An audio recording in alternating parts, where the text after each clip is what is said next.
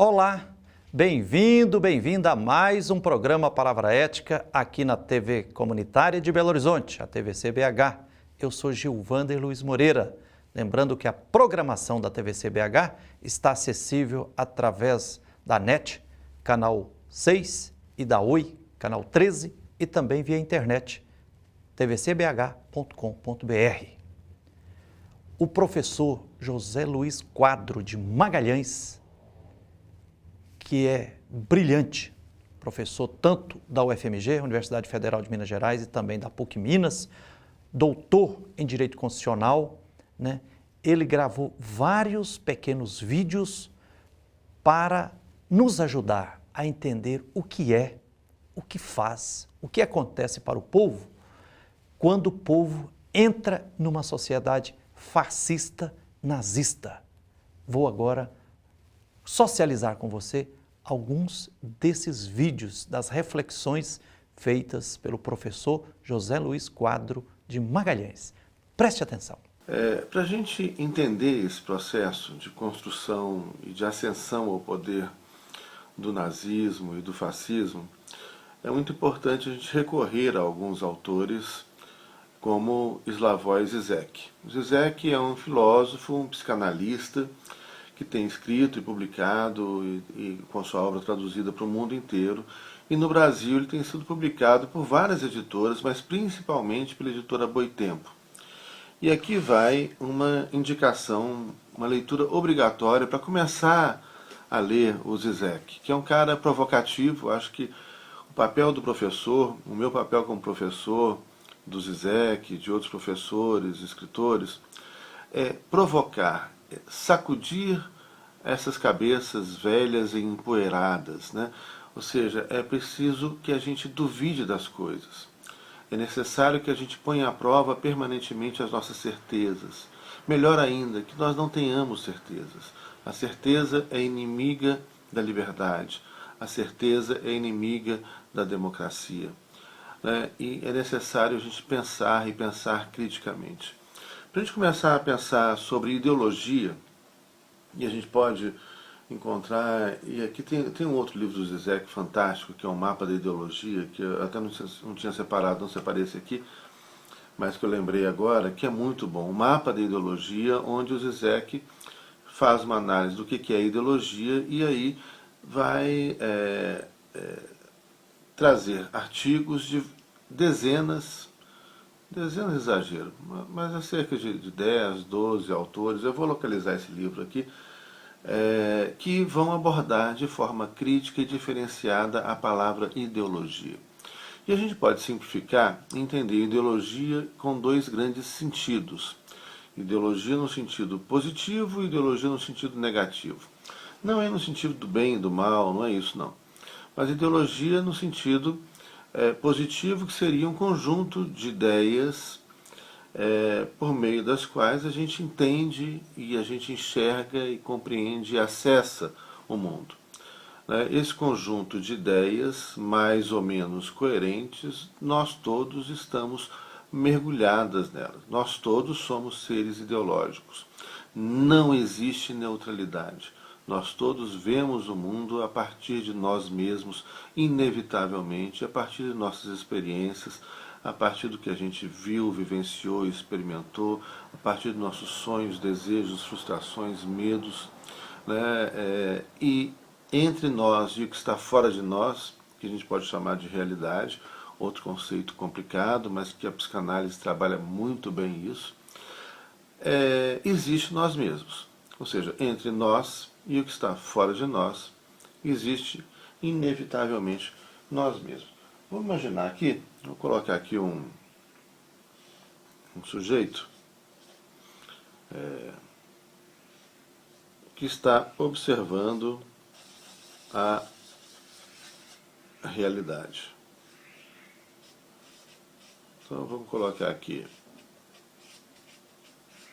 nós observando a realidade. Entre nós e a realidade existe sempre nós mesmos. Ou seja, a gente vê o mundo a partir do que nós vivenciamos, estudamos a partir das nossas pré-compreensões, dos nossos medos, desejos, etc. Portanto, nós todos somos seres ideológicos. E a única forma da gente acessar essa realidade é por meio de nós mesmos. Portanto, ideologia no sentido positivo seria esse conjunto de ideias mais ou menos coerentes que a gente forma para compreender, acessar o mundo, a realidade que está fora de nós. E essa realidade, o que seria essa realidade? É esse algo que nos atinge mesmo que nós não queiramos. Mesmo que a gente não queira, a realidade nos afeta, nos toca, nos atinge e não tem como fugir dela. A ideologia no sentido negativo seria no sentido de distorção. Ou seja, é quando entre nós e a observação da realidade, veja bem que, obviamente, que aqui é só uma visão introdutória, né, do tema, entre nós e a observação da realidade se interpõe um poder.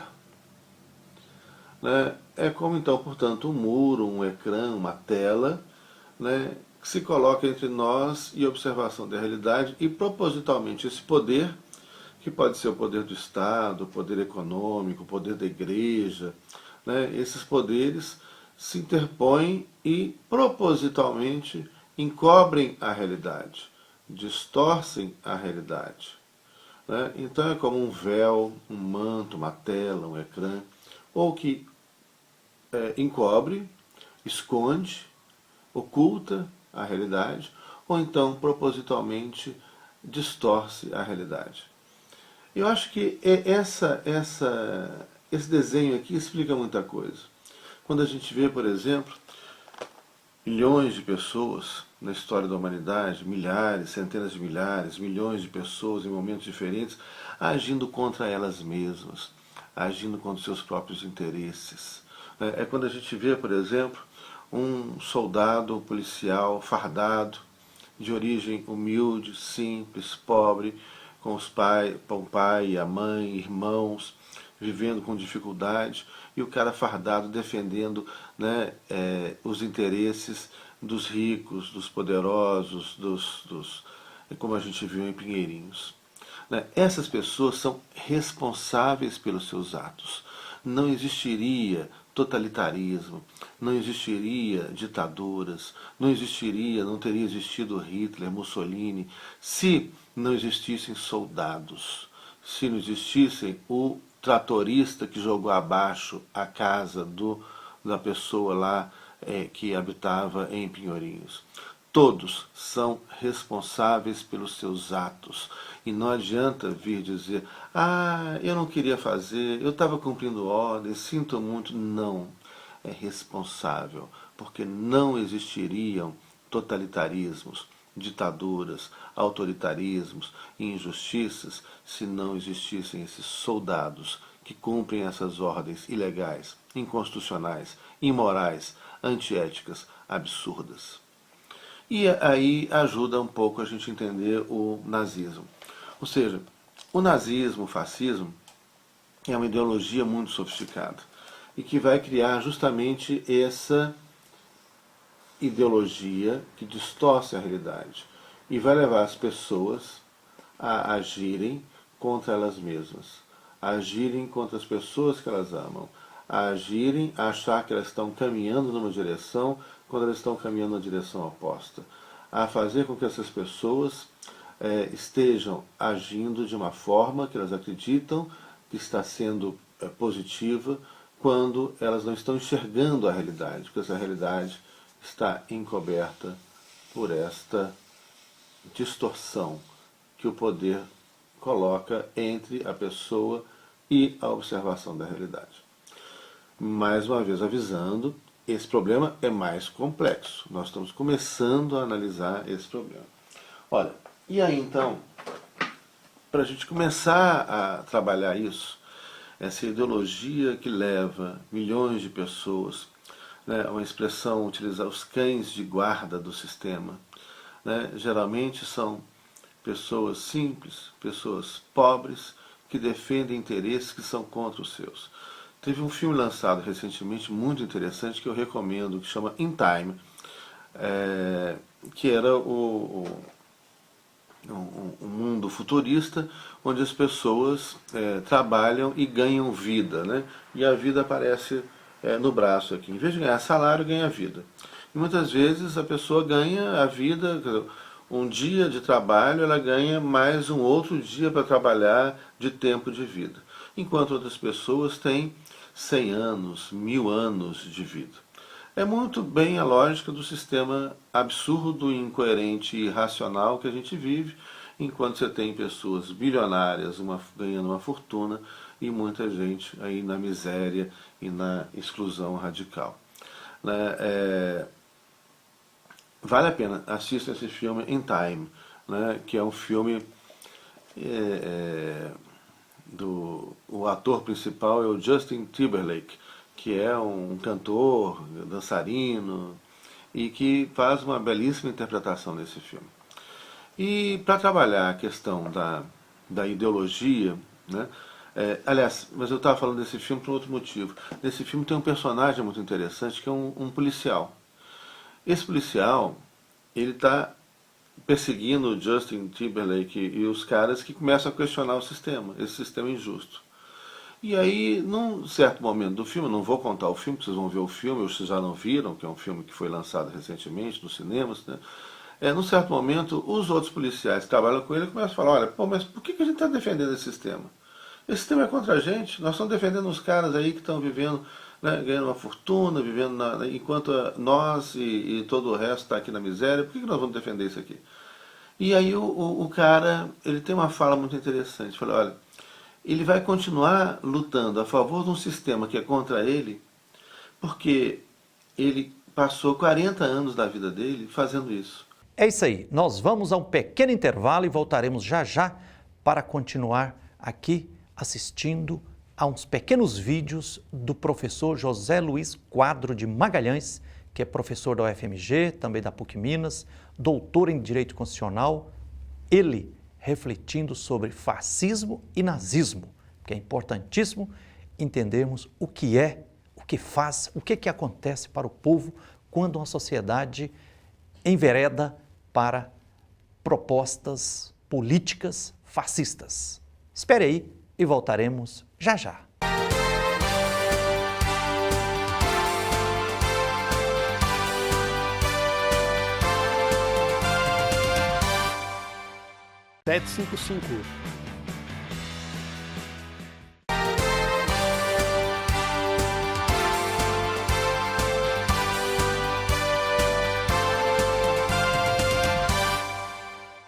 Olá, estamos de volta com o programa Palavra Ética aqui na TV CBH, a TV comunitária de Belo Horizonte. Eu sou Gilvander Luiz Moreira.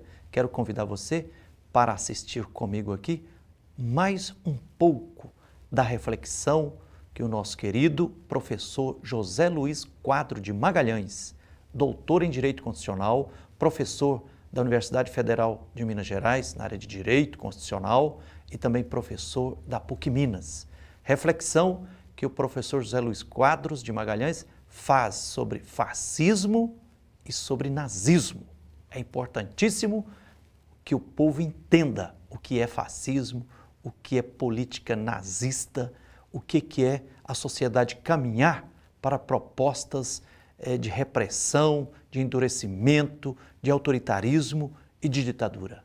Preste atenção. Voltando aqui, como é que Hitler, Mussolini vão chegar ao poder? Olha, se a gente pegar e aí, a formação, né, na época, como que Hitler vai buscar apoio, porque aí é uma coisa interessante também. O totalitarismo fascista e nazista, ele é um movimento de massa. Então, onde Mussolini ia, tinha milhares de pessoas nas praças. Hitler também. Uma coisa é ditadura. Uma ditadura, né, ela proíbe que as pessoas se reúnam em espaços públicos, né? Já o totalitarismo, ele é mais sofisticado. Ele é um movimento de massa, ele mobiliza as pessoas e tem toda uma estratégia de mobilização das pessoas. Olha, se a gente pegar a sociedade da época, vamos dividir aqui em 4 esferas. Nessa primeira esfera, vamos colocar aqui o Lumpen, proletariado. Ou seja, aquelas pessoas que perderam toda a esperança, que perderam tudo, que estão na miséria. E aí Hitler vai chegar para essas pessoas, Hitler não, os nazistas, né? E vão encher a bola dessas pessoas. Preste atenção nisso. Essa estratégia é muito usada por outras formas de poder ainda hoje. Vai chegar o sujeito que está na sarjeta, que perdeu tudo, falar, olha, vai pegar esse cara, vai dar um banho nele, botar um uniforme, uma suástica no braço e vai encher a bola dele. Você é o mais bonito, o mais inteligente, você é o alemão, ariano, a raça superior, foi escolhida por Deus para libertar a humanidade, essa bobajada toda. Né? E essa pessoa vai sentir tudo no meio daquele grupo. E fora do grupo ela é nada. Olha que interessante, é 8 ou 8 mil. Ou ela é nada, a sarjeta, ou ela é tudo. Ela é escolhida por Deus para libertar a humanidade, etc, etc. Interessante isso. Então ela vai chegar para esse lumpen, aqueles desempregados, uma parcela importante da sociedade alemã daquela época, e vai criar, ou envolver essas pessoas, cooptar essas pessoas. Essas pessoas, então, vão fazer tudo para permanecer naquele grupo. Por quê? Porque dentro do grupo, elas são tudo, elas são poderosas. Fora do grupo, elas são nada. E a gente pode perceber muito isso ainda nos movimentos neonazistas e neofascistas. Geralmente são os grandes covardes. Ou seja, quando eles estão sozinhos, eles são nada, zero. Mas quando eles estão no grupo, aí eles são poderosos, aí agridem, batem, torturam, matam e etc. Então essas pessoas que saem do nada vão fazer tudo para permanecer naquele grupo. O segundo grupo, né, onde os nazistas vão buscar apoio, e aí o filme da Leni Riefenstahl mostra isso, né, esse segundo grupo são os adolescentes. Olha, ali é um espaço fácil de cooptar. Por quê? Porque as crianças, adolescentes, é emoção pura. Ali é hormônio puro, emoção pura. Então, o que os nazistas vão fazer? Né? Vão transformar o espaço da política no espaço da emoção e não da razão. E aí, era parênteses, a gente podia dizer que na Grécia Antiga o espaço da política era o espaço da racionalidade. Né? Nós temos uma razão comum de fazer com que a cidade seja um espaço bom para nós todos morarmos e vivermos em paz e bem. Bom, o que os nazistas e os fascistas fazem é transformar esse espaço da política de um espaço de uma racionalidade, se é que ele foi mesmo, em um espaço determinadamente, um espaço da emoção. Não é mais o cérebro, é o fígado. Né? Então é música alta, discurso alto, bandeiras, marchas, tochas, todo o ambiente que envolve emocionalmente as pessoas. Essa técnica é usada até hoje, né? Nos showmícios, etc. Então esse envolvimento emocional. Né? Isso é muito ruim para a democracia. Bom, no totalitarismo é a negação da democracia, mas é um movimento de massa, porque envolve essas pessoas emocionalmente. E hoje a democracia continua utilizando essas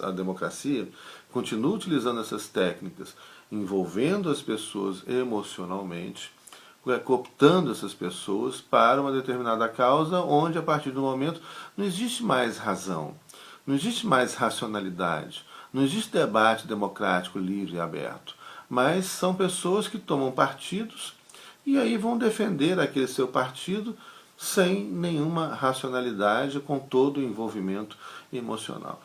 Preste atenção, não é difícil da gente perceber isso, é só perceber as campanhas eleitorais, em qualquer nível, para prefeito, governador, presidente, para deputado, é isso.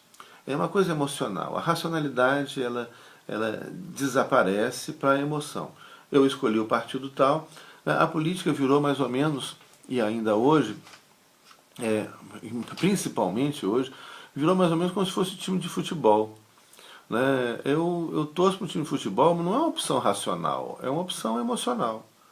Só que a escolha de um partido político, de um projeto político, de um programa político, de um candidato, deveria ser uma escolha racional, né? Daquele candidato, programa, partido que melhor vai gerir a nossa cidade, o nosso estado, o nosso país, né? E que vai fazer com que nós possamos viver bem, que todo mundo possa viver bem. Mas não, virou um jogo emocional como se fosse time de futebol. Né? E aí a racionalidade perde. O que os nazistas vão fazer é isso, é transformar o espaço da política no espaço da emoção. E aí envolver primeiro o lumpen, esses desesperados, desempregados, depois envolver os crianças e adolescentes. Depois, então, na terceira parte aqui, vem o operariado, depois aqui a pequena burguesia, uma vez que a grande burguesia, que é uma parcela pequenininha, é quem está financiando o nazismo. Olha, entre o operariado e a burguesia há resistências, mas a resistência ela vai ser abafada com extrema violência. E aí então tem uma outra estratégia interessante, né, para a gente comentar aqui. Olha, como é que os nazistas vão cooptar o operariado? Veja bem, isso é muito interessante. E por que os nazistas conseguem o apoio da grande burguesia, dos grandes empresários, industriais, banqueiros, não só alemães, né, mas ingleses, norte-americanos, como a gente já comentou também. Naquele momento havia um conflito, que é um conflito de classes, entre trabalhadores e capitalistas. Ou seja, a proposta socialista é uma proposta horizontal. A ideia qual é? De que todos os trabalhadores do mundo inteiro devem se unir para acabar com o capital. Por quê? Porque os capitalistas não trabalham, eles são proprietários dos meios de produção e oprimem e exploram aqueles que trabalham. E o ganho deles, que não trabalham, mas que são os donos das fábricas, das máquinas e etc., do dinheiro, né, o ganho deles está na exploração do trabalho. Então, todos os trabalhadores do mundo inteiro, independentemente de nacionalidade, etnia, cor, etc., devem se unir contra os capitalistas. Portanto, o socialismo ele é essencialmente internacionalista. Né? É um movimento horizontal. Bom, como é que fica o nazismo? O nazismo é um movimento vertical, ele é ultranacionalista. O nacionalismo mata o socialismo. O nacionalismo mata o movimento operário, o movimento comunista. Muito importante lembrar isso. Né? Então, voltando ali àquele desenho, né, do conflito de classes, da classe operária, né, aqui, e os capitalistas, uma luta internacionalista. A teoria fascista ou nazista, ela é vertical e não horizontal. Ela quebra a coluna vertebral do socialismo e do comunismo. Né? Ou seja, ela vai dizer o quê? O que Hitler vai falar? Vocês, operários alemães, o Hans, o Fritz, que estão aqui na base, né, vocês são tão alemães quanto o senhor Siemens, o senhor Krupp, o senhor Mannesmann, quanto os grandes empresários alemães. Né? Todos fazem parte da nação alemã. Por acaso, um está na sola, né, e o outro está na cabeça, mas isso é um detalhe, mas todos fazem parte desse corpo. Portanto, você, operário alemão, Hans, não tem que brigar com o empresário alemão. Por quê? Porque vocês fazem parte da nação alemã. Vocês têm, né, a mesma raça ariana, a mesma cor da pele, vocês são alemães, vocês não têm que brigar entre si. O inimigo é o estrangeiro. olha que interessante. Isso aí limpa a barra, naquela época, do empresariado alemão, que tinha um movimento operário, socialista e comunista no seu pé e falou, olha, lutando para construir uma sociedade livre, igualitária, socialista. Né? Isso aí vai cooptar parte do operariado, né, com esse discurso. É muito interessante, né, esse movimento. Né, onde, então, o que acontece aí é que aquela luta de classes dos trabalhadores do mundo inteiro contra os capitalistas do mundo inteiro, para acabar com aquela classe que não trabalha, de proprietários, e criando uma sociedade onde todos trabalham, né, ela é invertida, ela é distorcida para criar uma luta entre nações, onde existe então uma nação proletária, que é a nação alemã, né, contra as nações opressoras, que são as outras nações que estão tomando o espaço da nação alemã. E aí então você percebe muito isso no discurso de Hitler. Embora Hitler tenha recebido financiamento e apoio, né, vamos lembrar que Churchill elogiou Hitler na década de 30, né, falando que o mundo precisava de estadistas como Hitler. Né, os conservadores britânicos e do mundo inteiro apoiavam e simpatizavam com Hitler, né, mas o discurso que era passado lá qual era? Olha, a nação alemã é uma nação proletária oprimida pelas nações capitalistas, Estados Unidos, Inglaterra, França, etc. Então você tinha aquele discurso de luta de classe transformado para um discurso de luta entre nações, onde você tem nações opressoras e a nação operária, a nação proletária alemã. É uma distorção do discurso socialista que transforma um discurso nacionalista.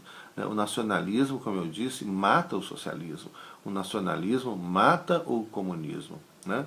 E isso é um erro primário do movimento operário, do movimento socialista, do movimento comunista.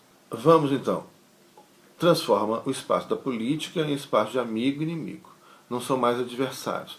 Vamos imaginar então uma luta clássica, né, que eu vi quando era pequeno, talvez vocês não tenham visto, mas vocês encontram na internet, o Cassius Clay, aquele boxeador, Muhammad Ali, né, versus o Joe Frazier. Os dois eram dois grandes boxeadores, craques no boxe, que eram adversários. Mas esse esporte, né, entre adversários acabou virando uma luta entre inimigos. Eles se tornaram inimigos. Eles passaram a se odiar e fizeram uma luta de 15 rounds onde eles quase se mataram e se odiavam.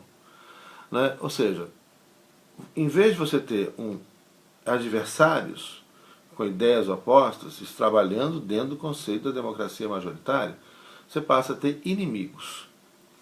E aí então, o grupo de cá é inimigo do grupo de cá e o grupo de cá é inimigo do grupo de cá. Olha, só quando você transforma adversários em inimigos, você já eliminou qualquer possibilidade de diálogo e de construção de consenso. Esse é o primeiro passo, né, feito pelos nazistas, fascistas, e que é utilizado na política até hoje. Prestem atenção que vocês vão ver isso claramente. Segundo passo, amigo e inimigo, esse inimigo vai ser rebaixado. Então ele já não é mais, vocês podem imaginar, citando o caso lá do Cassius Clay, do Muhammad Ali versus o Joe Frazier, já não é mais um inimigo que eu respeito, da mesma estatura minha. Não. Esse inimigo, ele é inferior. Então você começa a rebaixar o inimigo. Esse é o segundo passo. Esse inimigo rebaixado, então, ele começa a ser animalizado. Ele não é gente igual a gente. Olha, começou o perigo grave. Aliás, começou o perigo desde o início. Né? Você é rebaixado e animalizado. Olha, isso no nazismo é muito claro, quando os nazistas começam, então, toda uma propaganda, né, contra os ciganos e contra os judeus, e começam a identificar, né, os judeus com ratos, como se fossem ratos, ou os médicos, e aí mais da metade dos médicos da Alemanha eram filiados ao partido nazista, né, e sustentavam cientificamente, o que é uma bobagem, uma mentira, a superioridade racial ariana. Você tinha uma base de sustentação, né, para esse discurso de superioridade racial. Aí sugiro um filme obrigatório, vocês têm que assistir, né? Além do Triunfo da Vontade, que eu já falei no outro vídeo, né? Que é o 1900 Eugenia, de um diretor sueco. Sensacional, que vai mostrar que as teses de eugenia, de superioridade racial, já estavam presentes no século XIX. Hitler não inventou isso. E que as políticas de eugenia ou de melhoramento racial, onde diziam, olha, a gente cuida das plantas, né, e aí a gente apara as plantas defeituosas para que o jardim cresça bonito, cuida dos cavalos, e aí a gente escolhe o garanhão, né, de uma raça superior para cruzar com a égua e gerar, né, cavalos melhores. A mesma coisa com os cachorros, a gente tem que fazer com o ser humano. E aí os médicos alemães começaram a falar, olha, o problema da Alemanha, que estão nascendo pessoas com todas as aspas, né, defeitos físicos, defeitos mentais, é a mistura da raça superior ariana alemã com outras raças inferiores, a gente não pode misturar e etc. Todo esse discurso encontra uma base, uma fundamentação pseudo-falso científica, mas que está presente desde o século XIX, que estava presente no Brasil. Se a gente pegar o Segundo Império, Dom Pedro II importou suíços para branquear a população brasileira. A Constituição Brasileira de 1934, a nossa terceira Constituição, tinha lá um dispositivo das atribuições do Presidente da República, das atribuições estava lá o melhoramento racial. Então essa hegemonia estava presente na social-democracia sueca até a década de 1970, no liberalismo norte-americano, assim como no nazifascismo.